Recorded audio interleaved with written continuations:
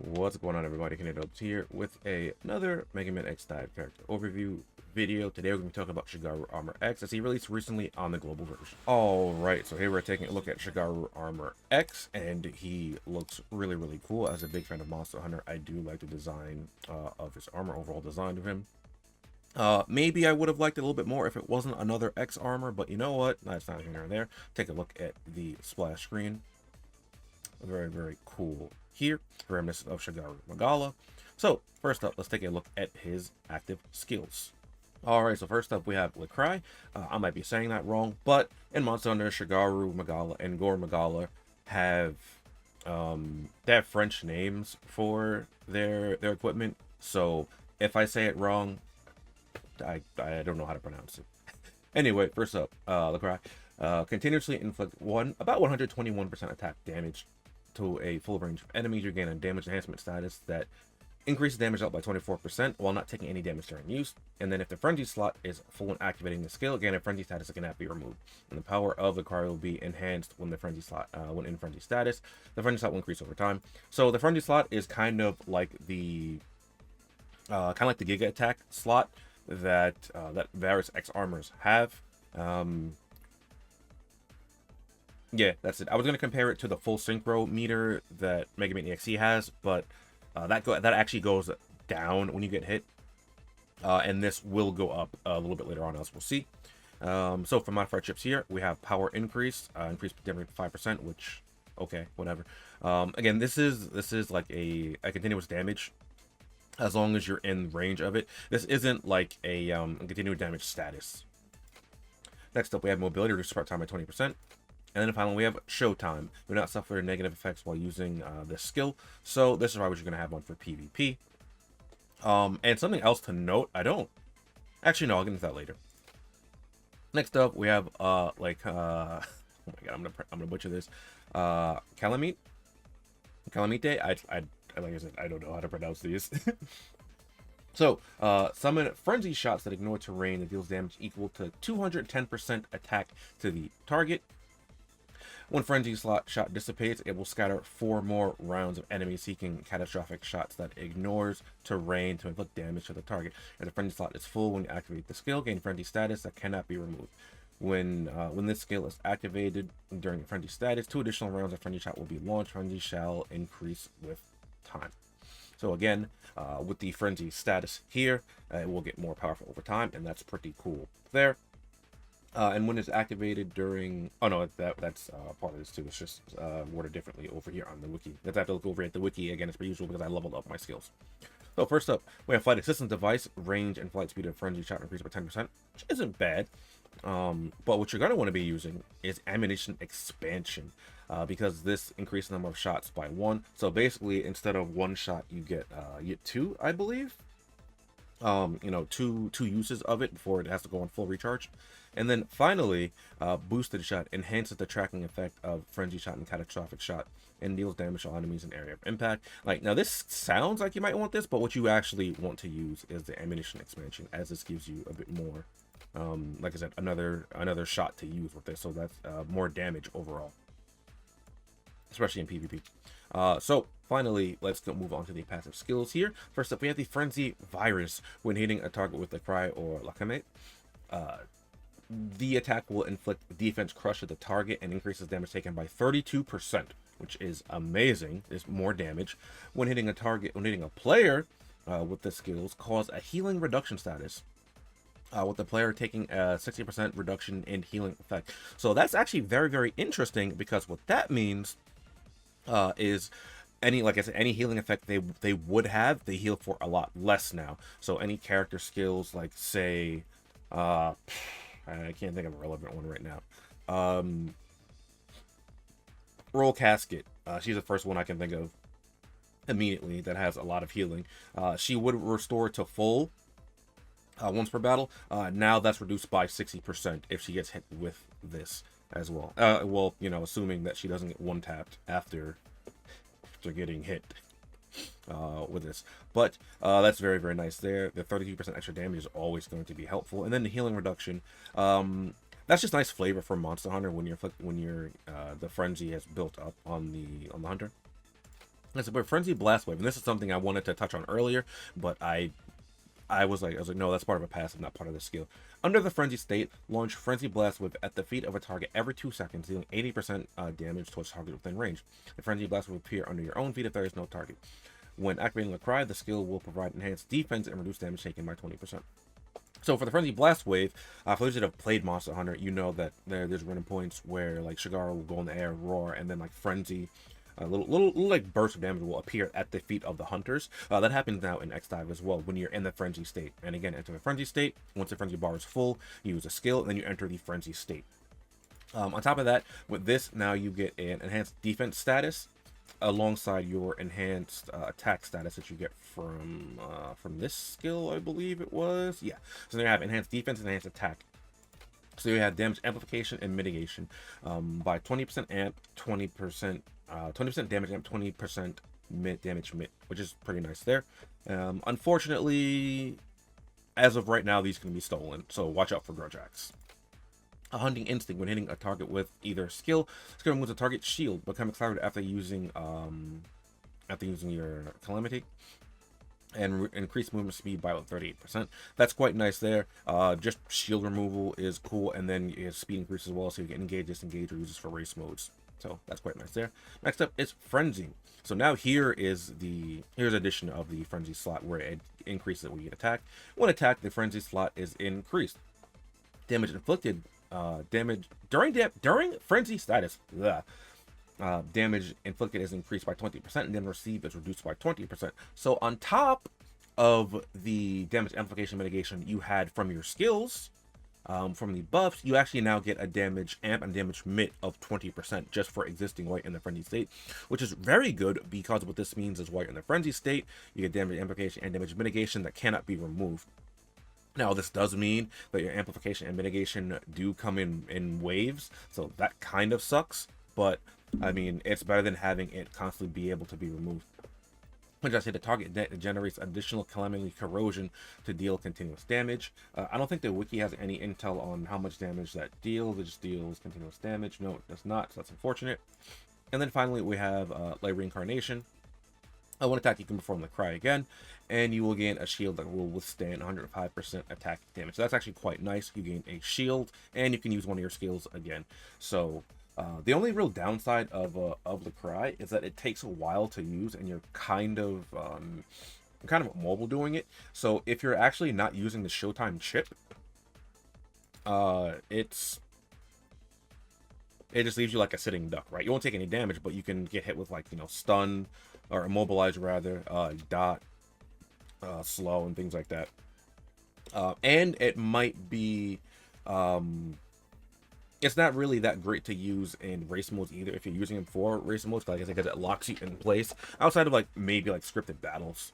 But you know, that's fine. You get a shield as well. This effect only triggers with 8 second cooldown. Affecting a target with Calamity, the target's horizontal moves will be reversed, which is again, that's pretty interesting. Just having the horizontal movements reversed, so like you on top of Grudge Axe, you have access to Out of Control here. And what this actually means is, if you're using Grudge Axe for PvP, you also get access to you know, the Out of Control boost as well. Or if you want to use that as part of like your card setup, you can do that as well. Unfortunately, there's no DNA yet for Shagaru Armor X, and just to show, no DNA yet. Maybe we'll get this soon in the Taiwan version, but as it stands for right now, there's just no DNA for him. So, because of that, let's move on to some weapons that might work well with Shagaru Armor X. So, unlike other X units, this Shagaru Armor X does not have any preference for busters or really any weapons. So, sorry, a mic there. So, you can actually use whatever you want alongside Shagaru Armor X. So, kind of as per usual, we're going to start with the tried and true Buster Melee setup, the hybrid setup, because that's just a good setup. So, if you're using this for PvP, I always got to recommend the Explosive Bolt, best sniper buster in the game. It has high damage output with the penetration boost here. I always recommend Player Killer though, just because you don't have to worry about banking your shots and depending on the range for your, your penetration. that there. You could also actually go with long range boost or snipe boost with this as well, due to the S2 or the La Calamity, if you really want, but I don't really recommend that. That is something you can do because those do ignore terrain. Sniper Buster as well, kind of just a general thing. Sniper Buster, the other Sniper Busters as well, like the Hawk Precision Buster. I don't like Hawk Precision Buster as much because this does pierce terrain, but you have to hit something with it first in order for it to pierce terrain. You have to get your Quick Hunt status activated and either mid or long range target, and then you get access to your terrain piercing for it. We also have Destructive Laser as an option, as well as a Sniper Buster, which you can use there. It has a high rate of fire than a Sniper Buster, but it is a little bit weaker. Interesting tech you can really do if you want to use this in PvP, I guess, is because Shagaru Armor X does inherently have a way to inflict defense crush. You can make really good use of the Skullcracker shot. I don't really recommend this for PvP, but it is something that you can do if you really, really want to. Moving on to the melee weapons here, kind of as per usual. Nightmare is just a good weapon. You swing it around, you get an attack boost. That's basically it. Even if you're not hitting anything, you don't have to hit anything to get an attack boost, just as long as you're using a blade skill, which is basically just swinging it around. And you have some crit amplification here as well, third preparation adaptability. Ancient Relic is also an option, though Ancient Relic I think loses a bit of value on Shagaru Armor X because I recommend this for the utility that it provides. However, the utility that this weapon provides, Shagaru Armor X has inherently. He has speed and he has a shield. Those are the two I would recommend it for, though you can use the Assault Rune instead if you really want to gain a crit damage. Or Cleanse Rune. Just be aware that if you actively try to use this with the shield for Shagaru Armor X, the shield is weaker than his shield, and this will actually end up overriding the shield if you were to use this, right? So if you get your shield and then you expend your cooldown for this weapon, the Ancient Relic here, you'll actually overwrite the 105% attack damage, 105% shield with the 69% shield, which is a lot worse. Now, Grudge Axe. As per usual, I don't really like this weapon. However, I think this weapon is really, really good on Shagaru Armor X because of its hidden skills, and the hidden skills are now actually on global as well. Aside from just being able to steal buffs, which is why you use this weapon, it is just so good. Why dispel buffs when you can just take them for yourself? What it also does, it has out of control special attack, which is okay to use. And that I mentioned that because Shagaru Armor X actually has access to out of control with his fifth passive. And hold on, just so you know, it causes the target's horizontal movements to be reversed. Yes, that's out of control. But also, you can make use of the weak spot strike as well if you're a raider. Because when you hit a target to become out of control, or you hit the target's in out of control status, you gain a crit damage enhancement that increases your crit damage by 105%. So that means your crits are going to be doing a lot more damage, right?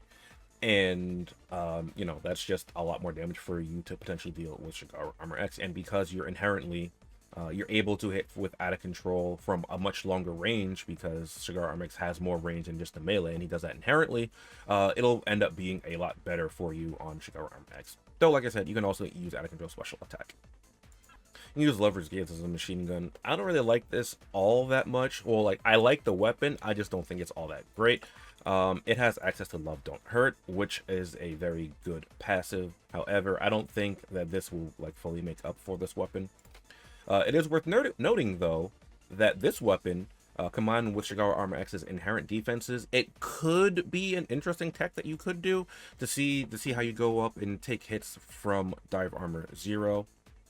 I'm not sure what how much you would be able to mitigate damage from with this, your frenzy slot and your defense buff. But you know, it could be something you could try to do, which could be pretty interesting.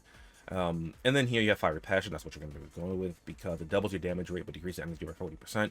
That might sound bad at first, but then you got to remember that to trigger Love Don't Hurt, you have to run out of energy. If energy is reduced by 40%, you have a much higher chance of triggering, or a much better, you get to this faster, right? You get to your iframes a lot faster.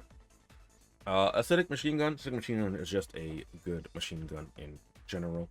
I don't own it, so I can't really show all the passes, but it has dot damage. It has some other stuff. It has some toxic missiles that pierce terrain, and the dot damage is quite potent on it as well. So this is something that you can actively use as well here for some extra damage.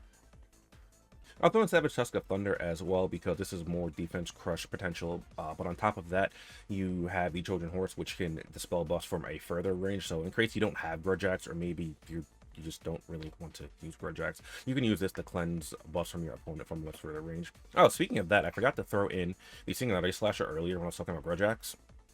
I think Singularity Slasher is an okay weapon. I think Grudge Axe is a lot better just because instead of dispelling buffs, you could take the buffs with the Grudge Axe. However, you just have to keep in mind that Singularity Slasher is guaranteed dispel buffs, while Grudge Axe is a chance, but it's a 60% chance. And if you're dash slashing, you have a much higher chance of triggering that anyway because you're using more hits. Moving on to some sprayer type weapons, Lightbender. Lightbender is the best sprayer we have access to right now. It's just really, really good. It has jamming, which is nice. You can dispel up to 3 buffs at a time when hitting with this. You have your Ultimate Streak, which gives you a damage increase of 65%, which is quite nice. Again, though, I'm pretty sure this can be stolen, so that kind of sucks with Grudge Axe. But you probably won't be all that close, ideally, anyway, with this. And I don't know if the hidden skill for this is in global because I don't have this in global, but if it is, you can go interference special attack here or short range boost. Either one of these is fine. And you also have the Bender, which deals additional damage because it launches 3 terrain piercing saw blades as well. Also have Gator Fangs if you want to be a little more up close and personal here with the sprayer, because with Lightbender you can be a little bit further away because this has a little bit further range, but with Gator Fangs up close and personal. And this could actually be useful because of the speed buff and the shield that Shagaru Armor X has access to. So that could be very, very useful. And the high damage output this has for being close, because you can engage and disengage really easily, and you can inflict slow here with this and deal high burst damage alongside your buffs. This could be pretty useful as well. And then for the hidden skill, again, you can actually go jamming here if you want, or you could go zero range adaptability. Either one of these is fine. Moving on to launchers here. First up is the Decides Will at Home, the Cannon God. You really only use this if you don't have Decides Will, or if you don't really like Decides Will, I guess. This pierces terrain, has decent range. That's really it. It also has, Immobilize as well here. For the hidden skills, you go Player Sentinel, Flight Assistance Device, or Paralyzing Current. I think these 3 are all decent. I don't really like HP Amplification at all. Because I mentioned it being Decides Will at Home, Decides Will, fantastic weapon for PvP. It doesn't matter if you are confused or have auto aim off, this weapon will still auto aim. It has terrain piercing, it has a laser as well. So it's just like one of the best weapons to use, especially if you're running a more poke comp. You can also use Turbo Cannon. Use Turbo Cannon for the iframes of its hidden skill here, overheat protection. Just be aware that if you're going to do that, make sure you don't unlock Combustion Energy Tank, because it sounds good and it sounds good on paper, increasing the range and energy by 10%, but then you have to remember that if you increase your energy, it takes you longer to empty out your clip, so that you have it takes you longer to get to your iframes.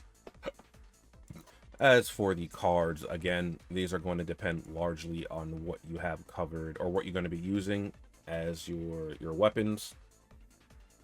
So because you don't have DNA, you actually have a lot less to work with at the current point in time with Shagaru Armor X.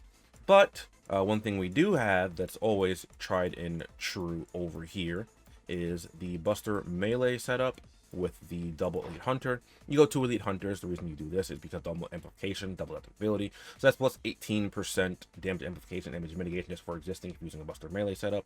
You see 10% here, and then you get 8% here from the other copy. And then alongside that, you could either use Access Memories or the Access Memories. Oh god, I forgot the name of the other card. I mention it all the time. Oh, before I actually move on to excess memories, this card can be gotten from your guild, so you can get this card anytime, just if your RNG is good. Excess memories can be obtained from the deep reporter, so again, something you can obtain anytime. That's above their amplification 3. I thought maybe it's not, is it X and 0? No. I know it's a red card that has melee adaptability and melee amplification. I don't remember the name of it. I'll include a screenshot of it though, so that you can see what I'm talking about. It is a red card that was included as a monthly, so you might not have that card. But no, it's not the X and 0 card, because I have X and 0 on this account. Yes, I have them right here. This has Buster Adaptability here, Buster Adaptability 2. So you can use this as well if you want to use that.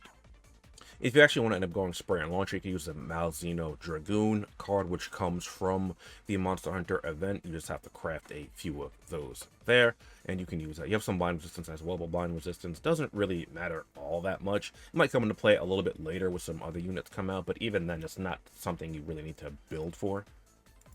If you're opting to go for a sprayer build, you can actually use a Chameleon card. That's spray adaptability and spray amplification, so that's good there. The only downside with this card is that you can't stack it with itself, so you won't be able to have the 8% and the 6%. You won't be able to have the 14% just off of this alone, but I figured there's something I would mention here as well as an option.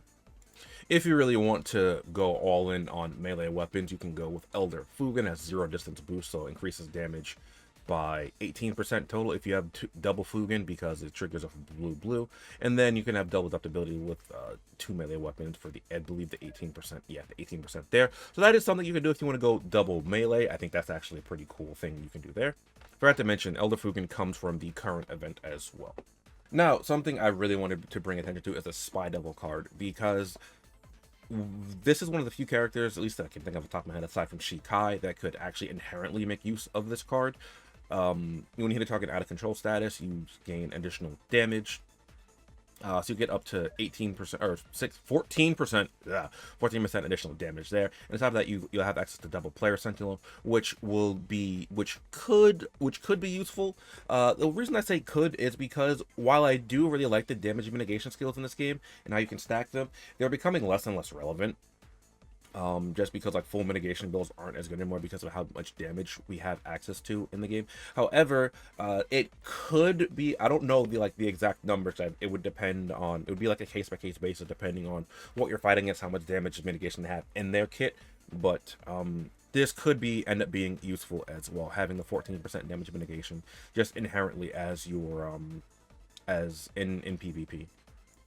And then aside from that, player killer if you're doing PvP things as well. So Master of the Fist from the Akuma card. This is a Lumina card though, so you might not have this, but Master of the Fist stacked with any level of player killer because it's not called player killer.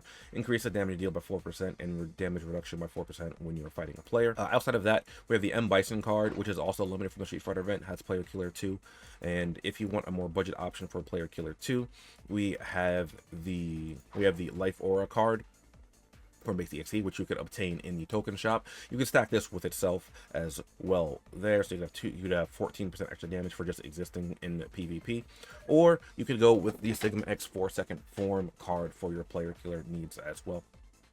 And then to kind of top that off, if you're really on a budget and you're struggling to get access to player killer cards, there are the cards that you can get from the card packs. There are 2 of them, 2 errant cards even, so they're not all that hard to get. If I could just find them real quick, the mech card, which is right here, player killer 1 when it's maxed against player killer 2, that's something you can use. And then there's the Wheel Gator card, which you can make in the research lab here. You can stack this with itself, again, player killer 1 and player killer 2. Not the greatest options, but these are like some guaranteed ways that you can get them if you're low on tokens for some reason.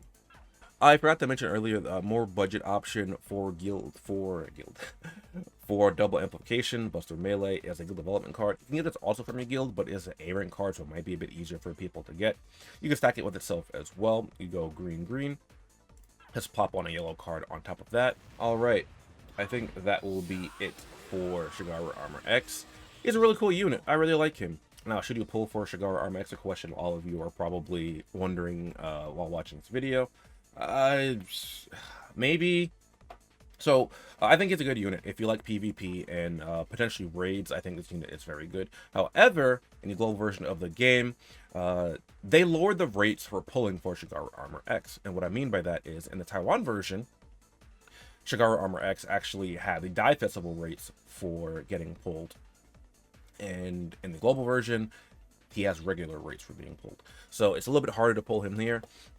If you're fine with pulling there, then go for it. Sure, I don't think you'll be disappointed with pulling for Shagaru Armor X. I will not be, because I don't like how they're just continuously handling the global version and screwing over the player base. So I will not be pulling for Shagaru Armor X, unfortunately, in the global version of the game. But for those of you that do pull for him, good luck. Hopefully you get him. I know a lot of people already have gotten him. And that's going to be it for this video. Thank you so much for watching. If you did enjoy, please be sure to like, comment, and subscribe. I'll share now as we go, so you enjoy the content.